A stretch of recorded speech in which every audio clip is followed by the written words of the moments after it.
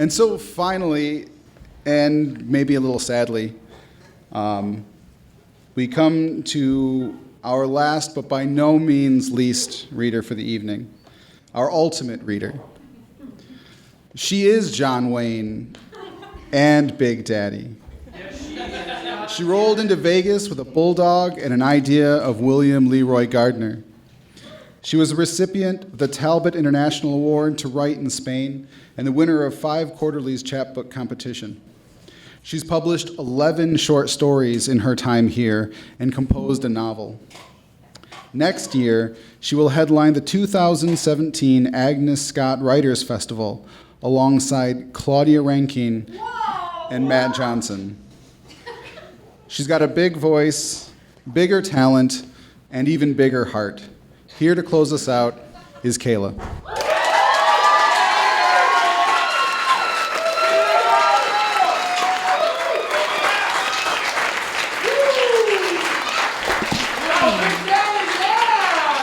Daddy, yeah. Thank you, Tim. I'm really nervous, y'all. So I only, like other folks up here, I promise to be short. I only have 2.5 pages. I'm going to be reading from the novel. I realize that every neon lit I have read William, so this can't be any different. So this is the first 2.5 pages of chapter 17. Mama's got something in mind. They pass Las Vegas around 2 in the morning.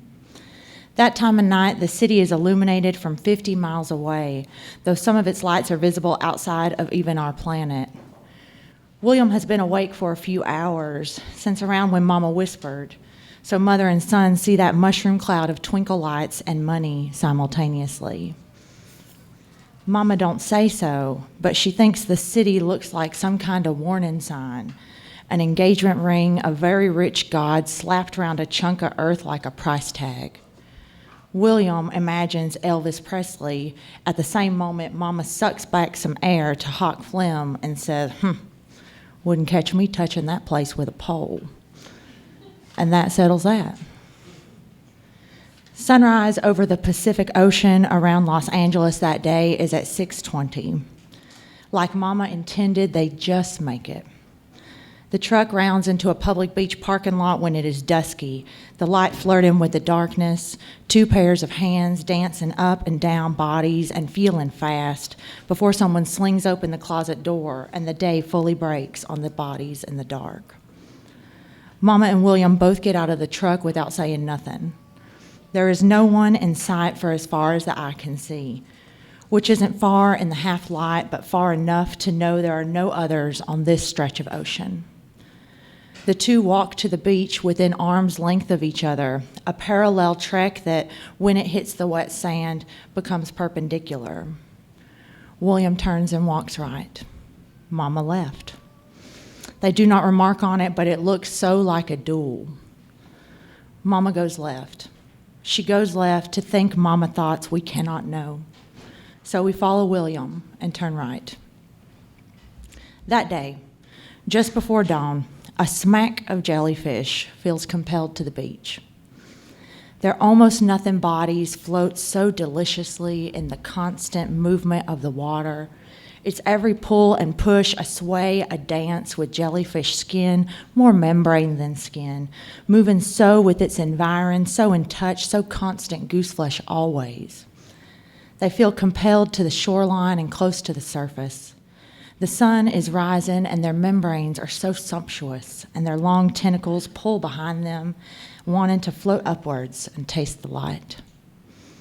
They do not see William Leroy Gardner standing on the beach.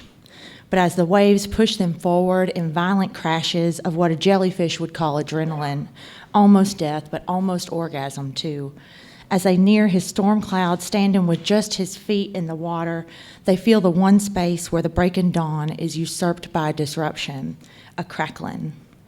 They attempt to avoid it and are thankful that the crashing water propelled them and are thankful the crashing water that propelled them in the direction of this strange weather pulls them back just as forcefully, thankful to be swept away from that whirlpool feeling. William Leroy Gardner stands with the ocean hitting his ankles, his usually sandaled or rain-booted feet bare and sucked into wet sand. Ocean he has never seen. He sees tens of jellyfish in every wave coming in. In this moment, William Leroy Gardner feels magic. Something in his brain gets a magnetism and pulls his arms up, his pupils wide at the water and the sunrise and the jellyfish rising and falling. This power pulls his arms up, and William knows it is his power. He pulls the waves up and then crashes them back down with a swoosh of arms falling to his side, water running down his limbs and making his hair stand dark against his white skin. William pulls the ocean and the jellyfish up again, then sends them swirling to their violent deaths. Up and down, he pushes the ocean away from him, and it obeys, and then he pulls it back, and the jellyfish dance in each wave, and the sun is breaking. Eventually, William goes back to the truck and falls asleep. Mama gets back in the truck too, but much later. Thank y'all.